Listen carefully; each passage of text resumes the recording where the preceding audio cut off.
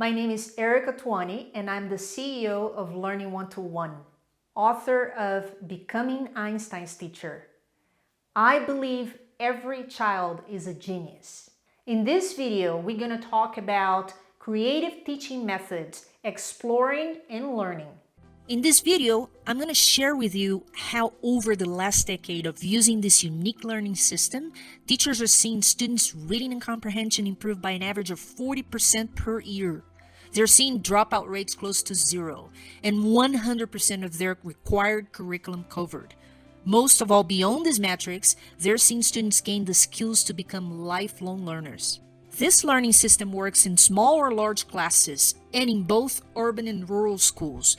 It works whether technology is available or not, and it works with any required curriculum.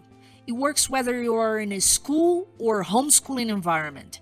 This new learning system works in all circumstances because it starts with the one thing every student already has. You're about to learn the results of more than 10 years of our research and development of the relational learning framework, a new and different way to rapidly enable your students to learn effectively and develop life skills, including social-emotional intelligence, through a single learning process. You'll understand why the average teacher today, despite being aware of the importance of delivering a personalized learning experience, continues to struggle to do so for so many different reasons. Curriculum requirements, tight grading systems, lack of resources, inadequate professional development, and so on. Once you finish watching this video, you'll no longer have to guess how your students learn. And you see how to truly tap into the potential they already have within themselves. As a teacher, you probably know these findings will help your students find meaning and purpose in their learning process. And I will show you how to put all of this together in just 6 steps using the relational learning framework. Step 2, explore. This step is so simple and yet so powerful, and is one of the most significant differences between the average teacher and the effective teacher. Encouraging students to explore helps them connect previous knowledge to the new knowledge and accelerates learning considerably. It is how Marco understood the digestive system when he remembered his previous knowledge about the use of gas in a car. Marco will never forget what he learned about the digestive system because he loves cars. Remember Hebb's concept: cells that fire together, wire together. This second step develops learners' capacity to find meaning, identify purpose, develop self-awareness, and explore past knowledge. This is what makes relational learning so different. It starts from the learner's current practice and knowledge instead of something entirely new that requires them to form brand new neural connections. The reason why we start with past knowledge is because your students are like seeds. Whatever they have inside of them is what will grow. You can only expect an apple seed to give you apples and an orange seed to give you oranges.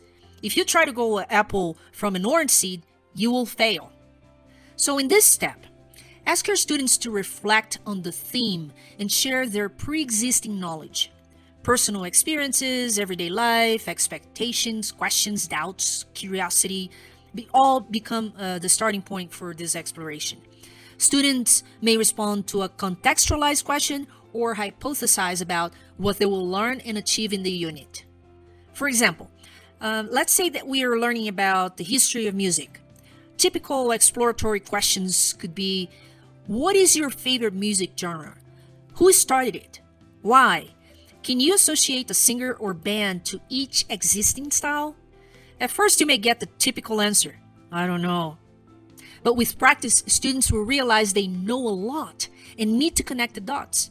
Curiosity will flourish from then on as learners align their personal experiences to what is being learned. Step 3, research.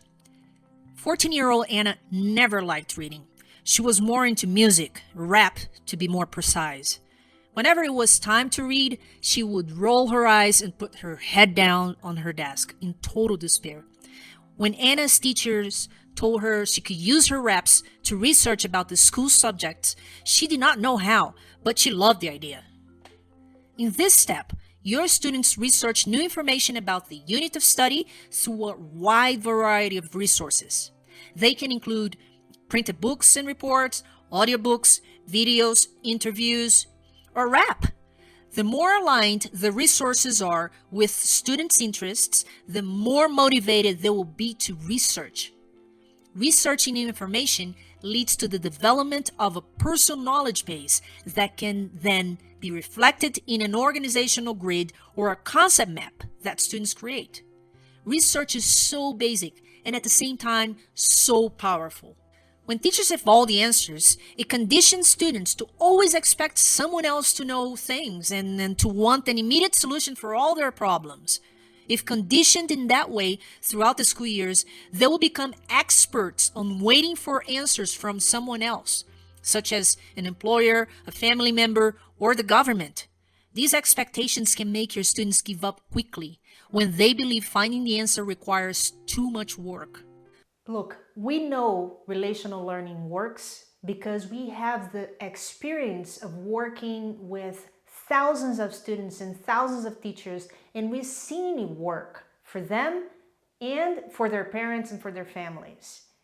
2020 has reinforced our belief that this is an effective way of learning.